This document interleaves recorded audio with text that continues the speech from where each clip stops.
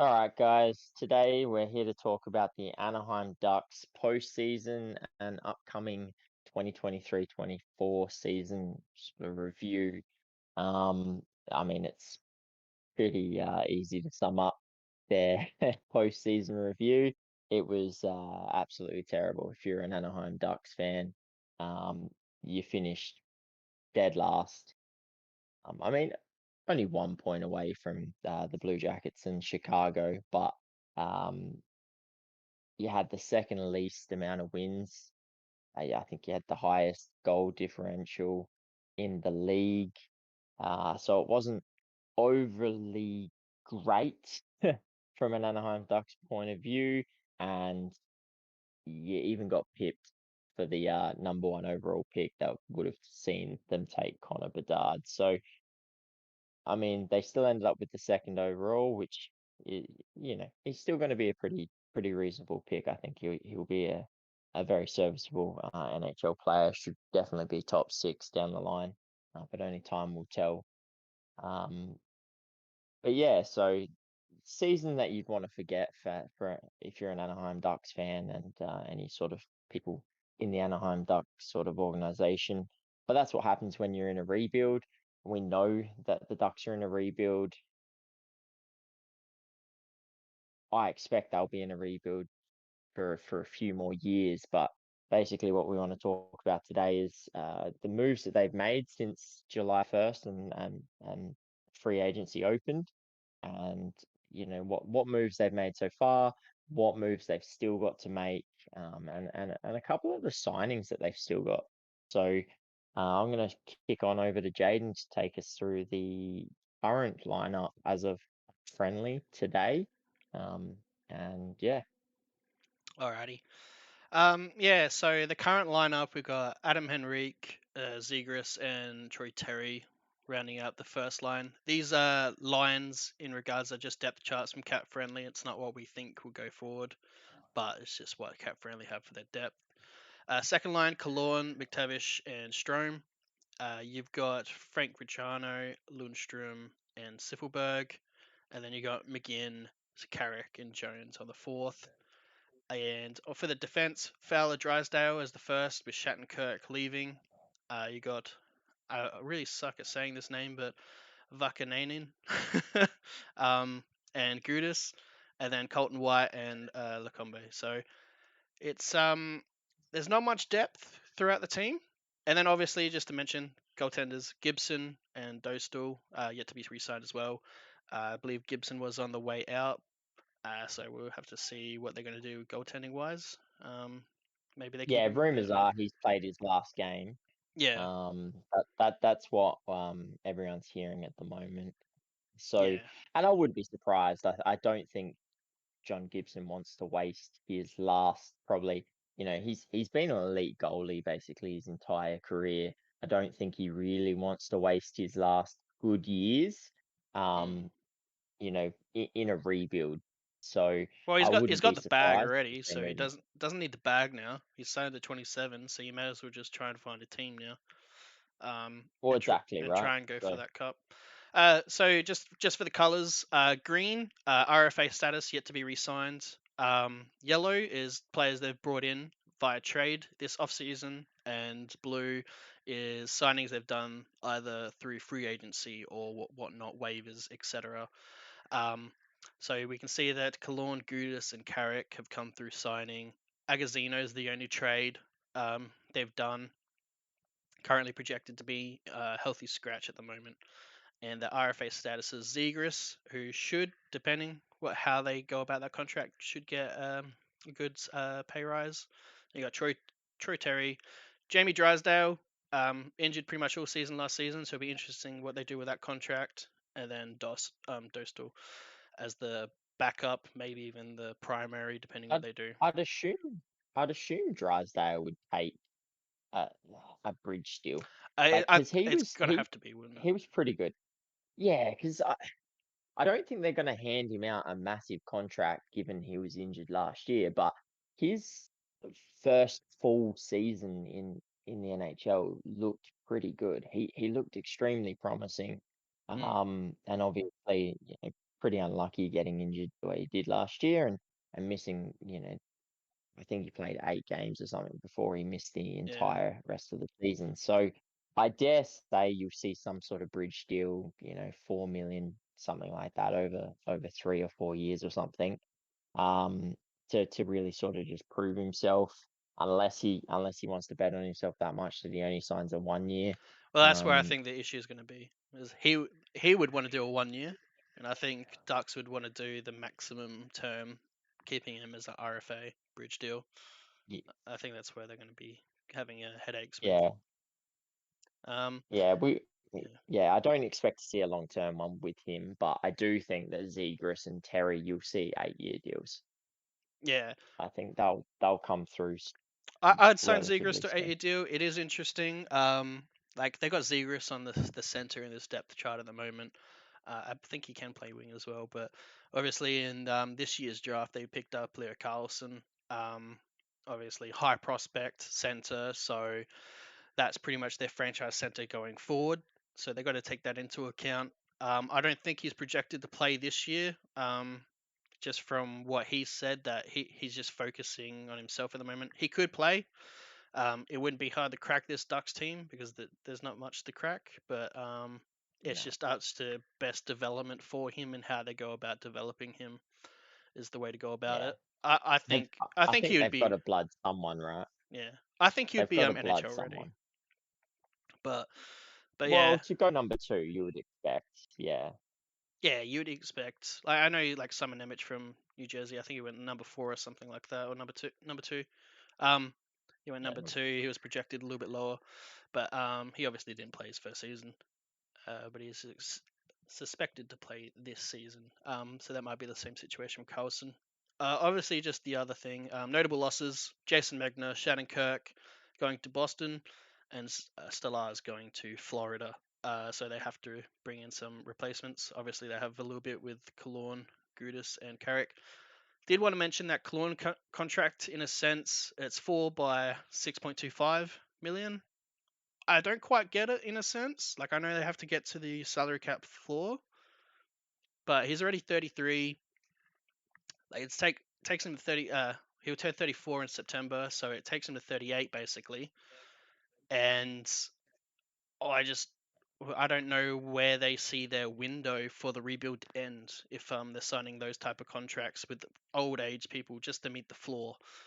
Um, so that's my big concern and worry is I don't understand their window now. I think it's more like 3 4 years away just from that signing. But they got the cap space, and I feel like they can do some crazy good things like eating a Murray from Toronto's contract, get a first or whatever you get for eating that contract in its completeness, and then you could even have him replace Gibson if Gibson did leave. yeah. I think you should be seeing a few moves from the Ducks. I think Gibson should happen before the season starts. So Mm. Matt Murray from the Leafs, if they can, not that the Leafs have many good picks to send back in return to pay for that. But yeah, it's not a bad idea trying to utilize some cap space because Zegras, Terry, Drysdale, what are you probably talking anywhere between 15 to 20 mil for the three of those. Um, Depending on how much. So Zegras, I'm ballparking around 8 by 8. Corey Terry, probably 8 by 7 or something like that. And Drysdale that bridge deal of probably 3 or 4 mil. But at the same time, they can move Adam Henrique on for draft capital.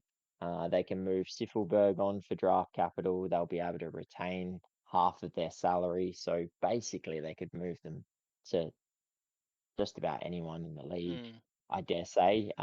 They probably will look to hold on to them just so that they can field a reasonable side. But I dare say those two will be the ones that get moved come trade deadline, if not sooner. Uh, it just depends on how many youngsters they can blood, because I guess yeah, the last thing you need is you literally have what McTavish, Seagrass, Terry.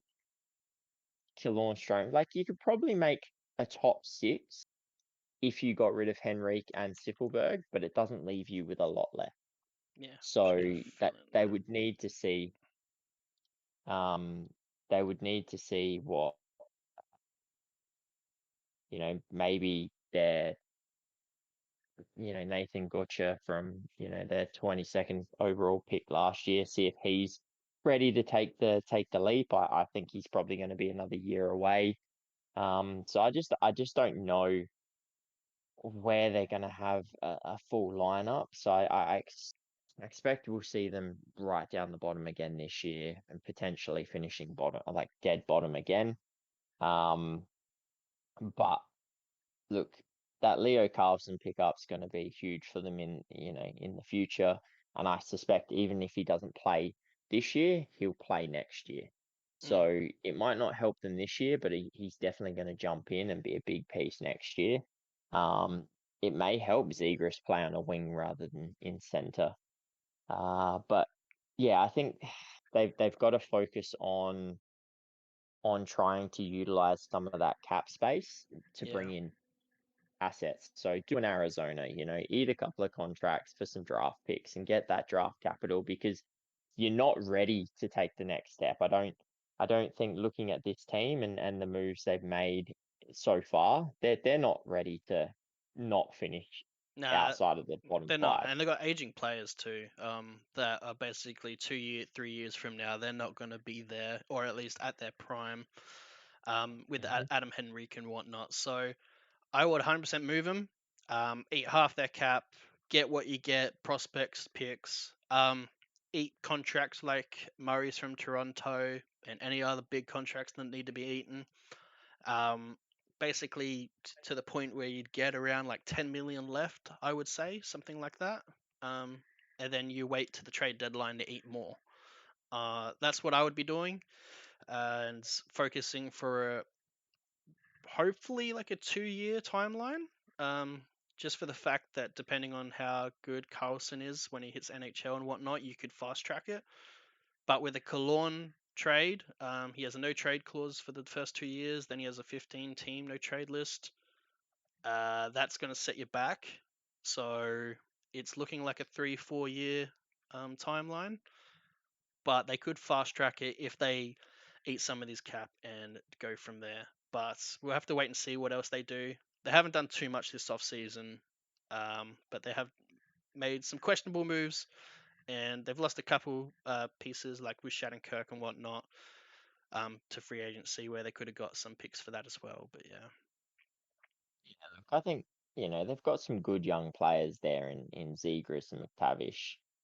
Drysdale, as I said, if he can stay healthy. So, they've got a little bit of a base there. And then, yeah, you throw in Leo Carlson, if Minche Mintyukov, uh, the Russian the left defender from last year's draft, and Gucci, if they can become something as well, along with a couple of, the other second, third, fourth picks, if a few of those can mm, come through, they might be slowly building that base up. That we know that they're going to finish pretty poorly again this year. If they can snag a first, second, or third pick again this year. Also, whilst potentially getting another first or another couple of first round picks this season as well. Um, that could definitely boost them because you have Carlson come into this lineup. You have as I said, Mintychkov comes in as a defender with Drysdale. They pick up, yeah, like I said, either first, second, or third in next year's draft pick, a draft. All of a sudden, they've got, six-ish young lads coming through, mm, and that's perfect. You add a couple of, like, you got Killorn for a bit, and I know he's expensive, but he is still a reasonable player as well. So he's gonna be good enough to lead the young players. Ryan Strome, even though he's probably a middle to low six, um, bottom six forward, he's still there until 2027 when they're not really going to need the cap space. So yeah, like I could see them if they make the right moves, but they've got to make the right moves. They've got to get the draft capital in. They've got to, move some of these players around like Mm, Henry, Siffelberg, John Gibson. If he doesn't want to be there, that he is one of the best goalies in the league. So yeah. And to they're get dime a something for dozen, him, and they don't go on the market often, so they should get a hefty price from a team that's going for the cup. I'm exactly. thinking of a team like New He's Jersey who kind of need a goaltender. That like those are the type of teams that you're gonna look at with that John Gibson. Um, and they're not going to need their picks either. Like yeah, exactly. If they're they're going for it, they're ready. going for it. Exactly. So, you could even look in. I know Carolina have Anderson; they've re-signed him, but they're someone that you could look at as well.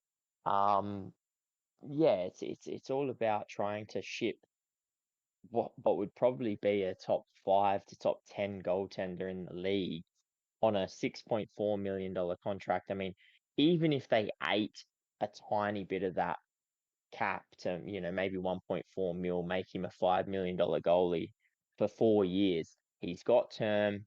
He's still putting up reasonable numbers on the literally the worst defense in the league. Like he still had just shy, like he was 8.899 this year. His save percentage has been over 900 the past previous 3 years with the Ducks playing such poor defense over those years as well. So he's still putting up reasonable numbers, even though he's got nothing in front of him. So yeah, I think he will fetch a hefty price and he will 100% help their rebuild. So if they don't look to ship him and they keep him this year, I think that's just harmful for Mm, for their rebuild. I think you got to get rid of him, bring yeah, in that draft S- capital. sell at the higher, Um, sell at the high, and I think Gibson's at a high right now.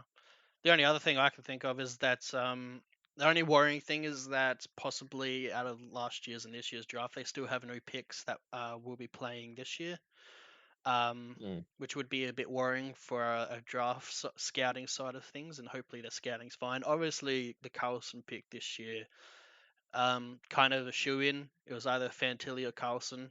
Um, Everyone expected Fantilli, but it is what it is. But you basically couldn't go wrong with like a top five pick no. there. And if he doesn't play this year, he definitely should play next year. But yeah, that's my only concern is that so far, looking at these picks from last year and this year, that so far that possibly none of these picks have been playing even this year. So that's Uh, my only and concern. and that's why I think they're in trouble again this year. They haven't really got anything to make them better. Mm, Um, unless of course, Zegras and Perry and Drysdale take another step. McTavish as well take another step in their development. Um, I can't see them taking off. I don't think the inclusion of Gudis and Killorn are really going to make them all that better. Especially if they lose Adam Henrique and Siffelberg, relatively soon, either before the season starts or midway through. mm, Um, so yeah, I think if you're a Ducks fan, prepare for the worst. You're probably going to see another bottom 5 finish, but it's not all doom and gloom. You're going to get another high draft pick, which is good. As long as your management does the right thing and you know trades in some of these assets you have for draft capital or prospect capital because you've got a great goalie in Gibson who's going to fetch you a good price. You've got Siffelberg and Henrique who at 2.9 or 2.6 mil with half retained, most teams are going to take them on their third line because they're still reasonably good players. And for that cap hit of 2.9, 2.6 for 1 year, I know I'd be taking them. yeah, They're worth that risk for that cap hit. yeah. So, and we all know come trade deadline, teams throw out first round picks for basically nothing. Tampa Bay. Um, Yeah. prime example. Prime example. You're not just going to get a first. You're going to get a second, a third, a Third, fourth, a fourth, and fifth, fifth. sixth, as well. And you'll get it. Yeah. So yeah, look, I think if management can play their cards right, Anaheim, yeah, they're gonna be pretty dog shit this year. they probably won't be all that great next year, uh, next season either. But it's coming.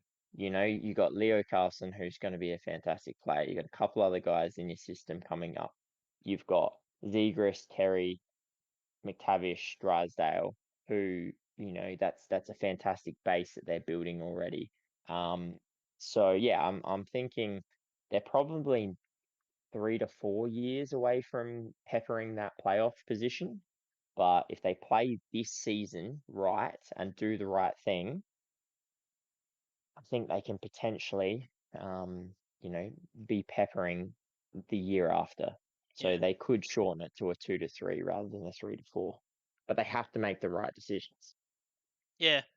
And people thinking that they couldn't do the Henrique or Siffelberg trades because of their cap situation being below the cap. They can easily eat other people's bad caps. Like I said, Murray is just the biggest one that comes to mind at the moment. There's a whole bunch throughout the league that teams are wanting to show off, but they can't because of the cap space. So because cap, I know it's going up next year, but it's so vital this year. This is this season that you need to cash in on it because the salary cap does go up next year, supposedly by 4 million. That's a suspected. So this is the year you got to do it. And obviously Hmm. Henrique and whatnot are UFAs anyway, but you have to do it this year. And it's make or break really to fast track that to make it a 2 year rebuild and not a 3 plus. But yeah, Yeah. other And I than mean, yeah. you've got 20 mil to spend on Zegras, Terry, and Drysdale. So the cap floor, I get it. Like, you know, if you trade Henrik, Sickelberg, and Gibson, you're trading out about 17 mil, 17.5 mil. But, you know, that's You one could player retain signed. half, and that's 9 mil, and there you go. Well, exactly, right? So yeah, you retain half, you retain some salary. I wouldn't retain half of Gibson's, but Oh you no. could retain a little bit. Mm, But yeah, exactly. So there's ways around it. Once you put Zegras, Terry, and Drysdale in, that gets them up to about 74, 7. Like you said, you retain half of Henrik, half of Siffelberg, and a little bit of Gibson. All of a sudden, you're still going to be above the cap floor. So yeah, I definitely think those three players need to be traded out, um, and get as many assets in as possible. See who else you can trade in this free agent period, um, and then yeah, go from there. Because mm, yeah, there might be a player or two that you can sort of add in free agency that has a bit of potential. If they can show something, you might be able to flip them at trade deadline as well. So yeah, I'm looking at Anaheim's management real close this season to just see if they can make the correct decisions mm. to No, really me fast too. track I'm this looking move. more at the general manager, not the head coach, because the head coach can't do too much with what he's got. It's really just No, the general manager here making the right moves for a 2 year plan, in my opinion. Um, but yeah, if that's all you got there, that's all I've got. yeah, no, that's it for me. Yeah, look, hopefully they've changed their logo this year. Hopefully, they can start to head back to the successful times of the Anaheim Ducks. Mm. Yeah, it's all in the logo. Alrighty, guys. Don't forget to like the video. Comment below what you think of the Anaheim Ducks' future and the moves they've made in this off season and their draft picks, if they're going to play out and if Leo Carlson does play this year. And yeah, just let us know below. We'll get back to you. And don't forget to subscribe to the channel for more content. And until next video, we'll catch you guys. See you guys.